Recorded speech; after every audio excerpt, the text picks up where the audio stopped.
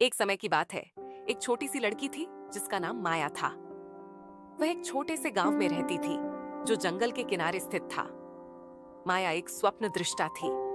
हर रात वह आकाश में चमकते सितारों को देखकर कल्पना करती कि वह आकाश में उड़ रही है, दूर दराज के देशों की यात्रा कर रही है और महान काम कर रही है।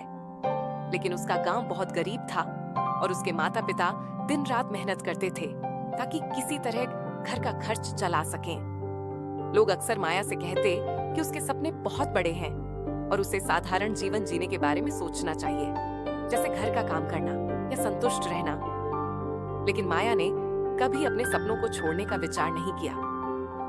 हर दिन अपने काम खत्म करने के बाद वह नदी के किनारे एक बड़े पेड़ के नीचे बैठकर अपनी आंखें बंद कर लेती और खुद को एक प्रसिद्ध अन्वेषक के रूप में कल्पना करती। वह अपनी छोटी सी नोटबुक में कहानियां लिखती और उन स्थानों की तस्वीरें बनाती जहां वह एक दिन जाना चाहती थी। हालांकि लोग उसे नहीं समझते थे, माया खुद पर विश्वास करती थी। एक दिन एक यात्रा करने वाला कलाकार गांव से गुजरते हुए माया को नदी के किनारे बैठकर अपने सपनों को खींचते हुए देखता है। वह माया की उत्साही भावना से प्रभावित होता है और उसे अपने दिल की सुनने के लिए प्रेरित करता है। दुनिया इस गांव से कहीं बड़ी है, वह कहता है। डरो मत और अपने सपनों का पीछा करो। नए हौसले के साथ माया ने अपने सपनों का पीछा करना शुरू कर दिया।